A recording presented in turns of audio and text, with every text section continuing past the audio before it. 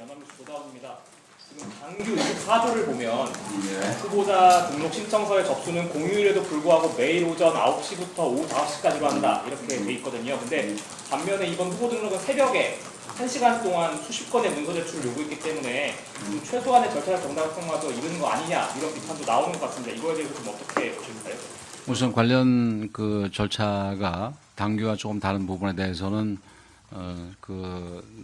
거기에 대한 조치가 다 준비가 돼 있는 것으로 알고 있다는 말씀을 드리고, 어제 뭐 등록 기간이 뭐 1시간이었다.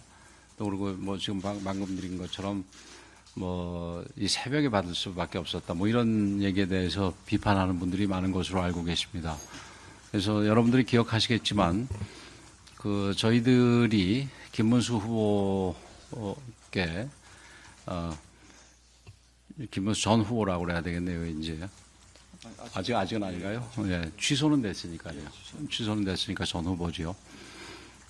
김문수 전 후보께 말씀을 드렸던 부분이 이런 이 후보를 단일화를 통해서 후보가 재지정되는 게 원활하게 그리고 무리 없이 진행되기 위해서는 5월 7일 12시까지 진행돼야 된다. 아무리 늦어도 거기서 뭐 하루 정도밖에 시간적인 여유가 없다고 얘기를 했는데, 거기에 대해서 지금은 뭐 김문수 전 후보 진영에서 나왔던 당시 진영에 있던 의원님들까지도 그 부분에 대해서 강력하게 좀 이의를 제기하는 바람에 그게 조금씩 늦어졌고, 그 다음에 합의 자체가 늦어지는 바람에 어저께 12시까지도 이루어지지 못했습니다. 사실은 어저께 12시 전에 뭐 한 10시, 8시 이 무렵에부터는 진행될 수 있었는데, 지금 말씀하신 절차는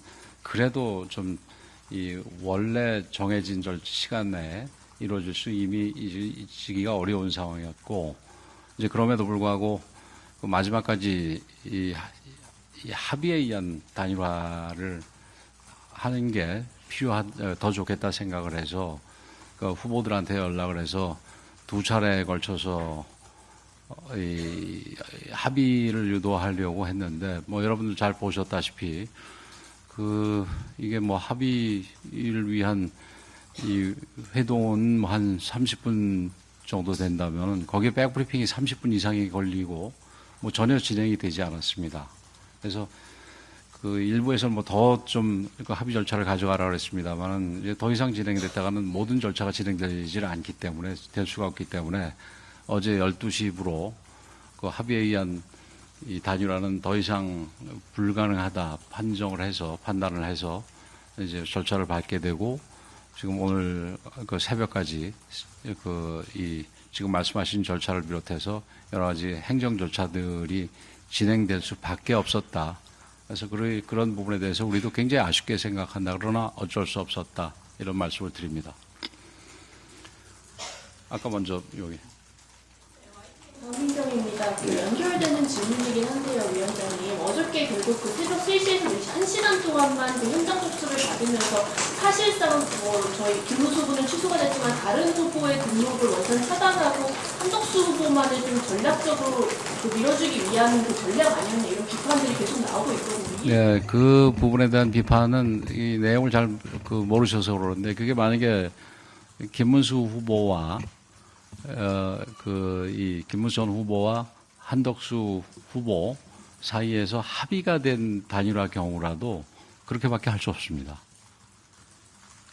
그래서 그리고 시간 앞서 말씀드린 대로 시간이 만일 5월 7일 이전에 뭐 합의가 이루어졌거나 그랬으면은 이게 시간도 좀 여유 있게 가져갈 수가 있었겠죠. 근데 어제야 비로소 모든 게 이제 결정하게 된 그런 상황이 된 이후에는 등록 시간도 어쩔 수밖에 없었다라는 말씀을 드립니다. 그리고 여기서 제가 드리고 싶은 가장 중요한 포인트는 그게 합의에 의한 단일화라도 등록 기간이 그렇게밖에 할 수 없었다.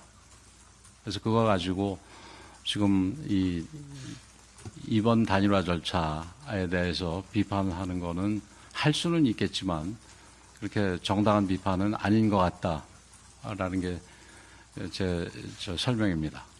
네, 참고로 말씀드리면은 거기에 주로 한동훈 후보를 지지했던 의원들이 그런 얘기를 일제히 제기하고 있어요. 근데